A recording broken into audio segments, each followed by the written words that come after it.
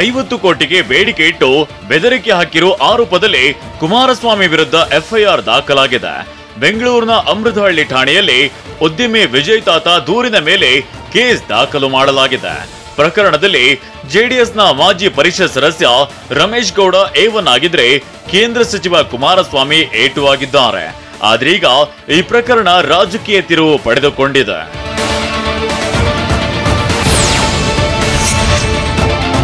ನಿಖಿಲ್ ಕುಮಾರಸ್ವಾಮಿಯನ್ನ ಚನ್ನಪಟ್ಟಣ ಚುನಾವಣೆಗೆ ನಿಲ್ಲಿಸ್ತಾ ಇದ್ದೀನಿ, 50 ಕೋಟಿ ಕೊಡದೇ ಇದ್ರೆ ನಿಮ್ಮ ಪ್ರಾಜೆಕ್ಟ್ಗಳನ್ನ ಕಂಪ್ಲೀಟ್ ಮಾಡೋಕೆ ಬಿಡಲ್ಲ ಅಂತ ಬೆದರಿಕೆ ಹಾಕಿದ್ರು ಅಂತ ವಿಜಯ್ ತಾತ ದೂರು ನೀಡಿದ್ರು. ಆದ್ರೆ ಈ ಆರೋಪವನ್ನ ರಮೇಶ್ ಗೌಡ ತಳ್ಳಿ ಹಾಕಿದ್ದಾರೆ.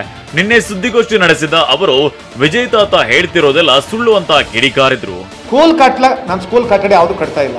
ಸ್ಕೂಲ್ ಕಟ್ಟಡ ಕಟ್ಟಲಿಕ್ಕೆ 5 ಕೋಟಿ ಕೇಳಿದ್ರು. ಟೆಂಪಲ್ ಇನಾಗ್ರೇಷನ್ ಇನ್ವಿಟೇಷನ್ ಕೊಟ್ಟಿದ್ದೀನಿ ಸರ್, ಅದಕ್ಕೆ ನೋಡಿ ಟೆಂಪಲ್ದು ಲೊಕೇಶನ್ ಕಳಿಸಿದ್ದೀನಿ. ಉದ್ಯಮಿ ವಿಜಯ್ ತಾತ ವಿರುದ್ಧ ತಾವು ಪ್ರತಿದೂರು ನೀಡಿರೋದಾಗಿ ಜೆಡಿಎಸ್ ಮಾಜಿ MLC ರಮೇಶ್ ಗೌಡ ಸಮರ್ಥಿಸಿಕೊಂಡಿದ್ದಾರೆ. ವಿಜಯ್ ತಾತಾನೇ 100 ಕೋಟಿಗೆ ಡಿಮ್ಯಾಂಡ್ ಇಟ್ಟಿದ್ರು. ಕೊಡದೇ ಇದ್ರೆ ನಿಮ್ಮನ್ನ ಬಿಡಲ್ಲ, ಕುಮಾರಸ್ವಾಮಿಯನ್ನ ಬಿಡಲ್ಲ ಅಂತ ಬೆದರಿಕೆ ಹಾಕಿದ್ರು ಅಂತ ರಮೇಶ್ ಗೌಡ ಆರೋಪಿಸಿದ್ದಾರೆ.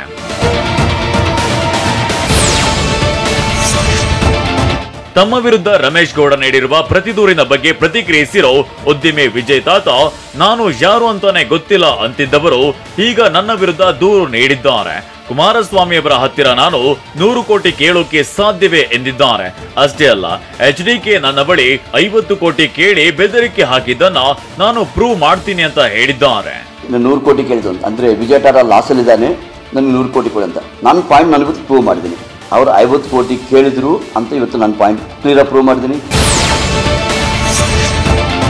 ಕುಮಾರಸ್ವಾಮಿ ವಿರುದ್ಧ ಉದ್ಯಮಿ ವಿಜಯ್ ತಾತ ದೂರು ಸಲ್ಲಿಸಿರುವ ಬಗ್ಗೆ ಮಾತನಾಡಿರುವ ಸಚಿವ ರಾಮಲಿಂಗಾರೆಡ್ಡಿ, ಇದು ಜೆಡಿಎಸ್ ಪಕ್ಷದ ಆಂತರಿಕ ಜಗಳ ಅಂತ ಹೇಳಿದ್ದಾರೆ. ಒಂದೆಡೆ ಶಾಸಕ GT ದೇವೇಗೌಡ ಮಾತನಾಡುತ್ತಾರೆ, ಮತ್ತೊಂದೆಡೆ ಅವರ ಪಕ್ಷದ ನಾಯಕರೇ ದೂರು ನೀಡುತ್ತಾರೆ. ಜೆಡಿಎಸ್ನಲ್ಲಿ ಆಂತರಿಕ ಜಗಳ ಜೋರಾಗಿದೆ ಅಂತ ರಾಮಲಿಂಗಾರೆಡ್ಡಿ ಕುಟುಕಿದ್ದಾರೆ. ಅವರ ಅಧ್ಯಕ್ಷರು ಕುಮಾರಸ್ವಾಮಿ ಅವರು, ಉಪಾಧ್ಯಕ್ಷರು ಕಂಪ್ಲೇಂಟ್ ಕೊಟ್ಟವರು, ಇವರ ಆಂತರಿಕ ಜಗಳ ಇತ್ತು. ಸಿಎಂ ಪತ್ನಿ ಸೈಟ್ ವಾಪಸ್ ಕೊಟ್ಟ ಬಳಿಕ ಕುಮಾರಸ್ವಾಮಿಗೆ ಹುಚ್ಚು ಹಿಡಿದಿದೆ ಅಂತ ರಾಯಚೂರಿನಲ್ಲಿ ಸಣ್ಣ ನೀರಾವರಿ ಸಚಿವ NS ಬೋಸರಾಜು ವಾಗ್ದಾಳಿ ನಡೆಸಿದ್ದಾರೆ. 14 ಸೈಟ್ಗಳನ್ನ ಹೇಗೆ ಸರೆಂಡರ್ ಮಾಡಿದ್ರಿ ಅಂತ HD ಕುಮಾರಸ್ವಾಮಿ ಕೇಳ್ತಾರೆ. ಹುಚ್ಚರ ರೀತಿ ಕೂಗಾಡ್ತಿದ್ದಾರೆ. ಆದ್ರೆ ವಿಪಕ್ಷ ನಾಯಕ ಆರ್ ಅಶೋಕ್ ವಿರುದ್ಧ FIR ಆಗಿದೆ. HDK 50 ಕೋಟಿ ಲಂಚ ಕೇಳಿದ್ದಾರೆಂದು FIR ಆಗಿದೆ. BSY ವಿರುದ್ಧ 100 ಕೇಸ್ಗಳಿವೆ. ಇದಕ್ಕೆ ಅವರು ಏನು ಉತ್ತರ ಕೊಡ್ತಾರೆ ಅಂತ ಪ್ರಶ್ನಿಸಿದ್ದಾರೆ.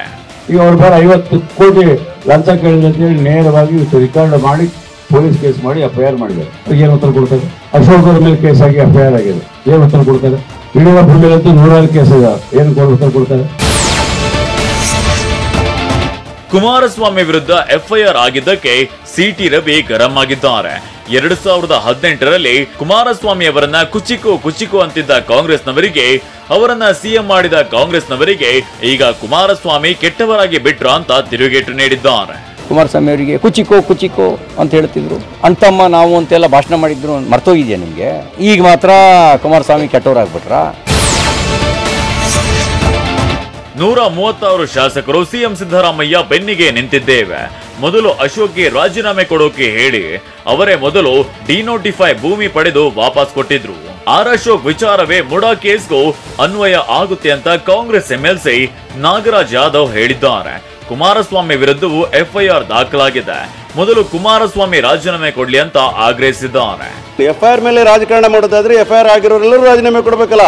ನಾವು ಇನ್ನೊಬ್ಬರು ರಾಜೀನಾಮೆ ಕೇಳುವ ಸಂದರ್ಭದಲ್ಲಿ ನಮ್ಮ ಪಕ್ಷದವ್ರ ಮೇಲೆ ಯಾರಾದ್ರೂ ರಾಜೀನಾಮೆ FIRಗಳಾಗಿದ್ರೆ ಅವರು ಮೊದಲು ರಾಜೀನಾಮೆ ಕೊಟ್ಟು ಇನ್ನೊಬ್ಬರ ರಾಜೀನಾಮೆ ಕೇಳ್ತಕ್ಕಂಥ ಕಲ್ತ್ಕೋಬೇಕಾಗ್ತದೆ ಅನ್ನೋ ಮಾತನ್ನು ಹೇಳ್ತಾ ಇದ್ದೀನಿ. HD ಕುಮಾರಸ್ವಾಮಿ ಅವರೇ, ನಿಮ್ಮನ್ನ ರೋಲ್ ಕಾಲ್ ಸ್ವಾಮಿ ಎನ್ನೋಣವೇ, ಸೂಟ್ಕೆ ಸ್ವಾಮಿ ಎನ್ನೋಣವೇ ಅಂತ ಟ್ವೀಟ್ ಮೂಲಕ ರಾಜ್ಯ ಕಾಂಗ್ರೆಸ್ ಘಟಕ ವ್ಯಂಗ್ಯವಾಡಿದೆ. ಮಾನ್ಯ ರೋಲ್ ಕಾಲ್ ಸ್ವಾಮಿ ಅವರ ವಿರುದ್ಧ 50 ಕೋಟಿ ರೂಪಾಯಿ ವಸೂಲಿಗಾಗಿ ಜೀವ ಬೆದರಿಕೆ ಹಾಕಿದ್ದಕ್ಕೆ FIR ದಾಖಲಾಗಿದೆ.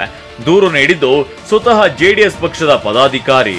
ಹಿಂದೆ ಕುಮಾರಸ್ವಾಮಿ ಅವರ ಮಾನಸ ಪುತ್ರ ಪ್ರಜ್ವಲ್ ರೇವಣ್ಣನೇ JDS ನಲ್ಲಿನ ಸೂಟ್ ಕೇಸ್ ಸಂಸ್ಕೃತಿಯನ್ನ ತೆರೆದಿಟ್ಟಿದ್ರು ಅಂತ ಟ್ವೀಟ್ ನಲ್ಲಿ ಉಲ್ಲೇಖಿಸಲಾಗಿದೆ.